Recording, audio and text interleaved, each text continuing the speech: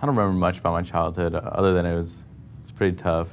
I used to live back and forth with my parents, my grandma, and my aunt. My parents they were meth addicts. My dad was real abusive to my mom, and they used to just smoke meth in front of us, just in the same room, didn't even care. It's really tough. It's hard because I remember times there would be sleeping in cars or begging for food. It was just really tough. And then I was like 7. My grandma was gonna adopt me, my sister, and one of my brothers.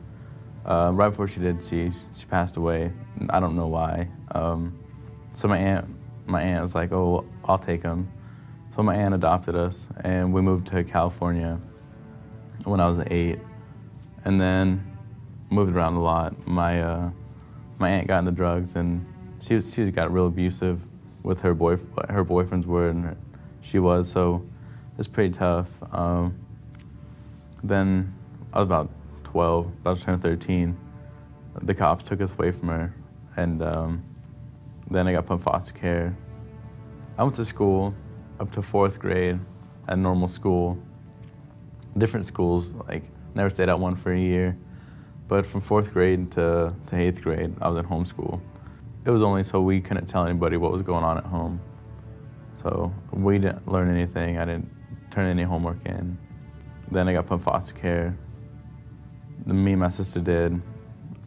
We got separated, and then we met up at another foster home with this lady that, like, well, I'll take him so they won't be separated.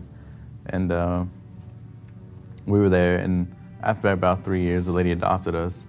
And my sister turned 18, and the lady told my sister, "If you move out, I'm gonna disown you."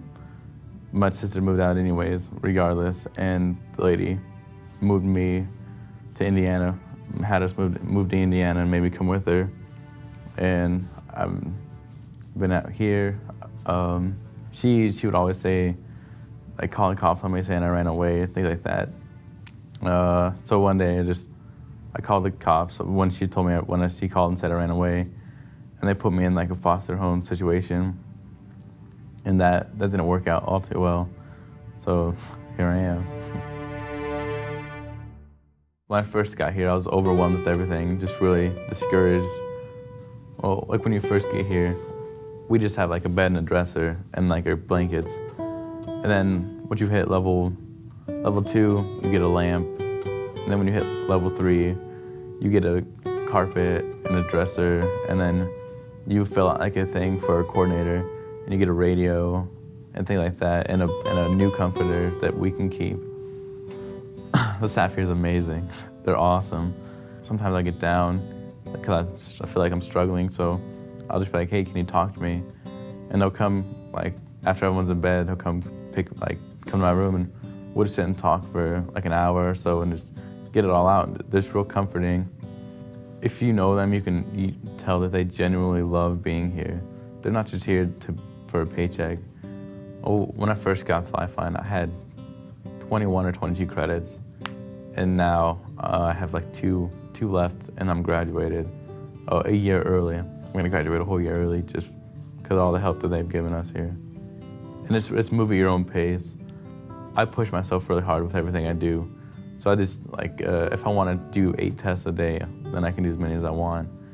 And they're there to help me, so I can just turn it as many times as I want. I want to go to college because, like, I've worked so hard to graduate early, and feels like I was so far behind, and now I can graduate a year early just because of how I push myself. And I definitely think I'll do well in college.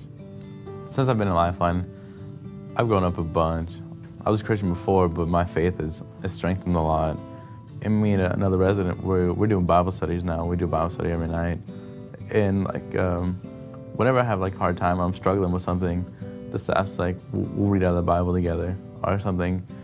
And I always look to that now. Like when I feel weak or I can't do it, I always look to the Bible or to God. Working in the kitchen is really cool. It's, when I got here, I didn't know how to cook or anything. So now I can cook, and I know all the fundamentals to it, like everything that needs to be done. And they said here soon there's a kid leaving, and they said when he leaves, I get to be the manager, so that's an extra $10 on my paycheck each week. All the money I get, I save. I have like over $400 saved up. So I plan on getting a car when I get out of here. If Lifeline didn't exist, I probably wouldn't be striving for the things that I'm striving for now. I mean, I'm not a quitter, but I need that help. And if Lifeline wasn't here, I wouldn't have it. So I would probably, I don't know, probably would have given up.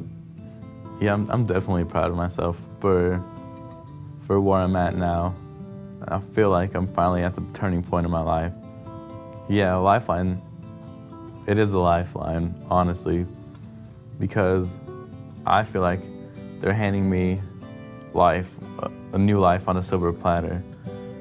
Like, here's everything. Like, I'm just a kid who grew up without a family, and they're putting all these things that are here to help me. Like, here you go. We know that you've done bad things or have had bad things happen to you, but we still believe in you. We still know that you can do it. I think it's awesome.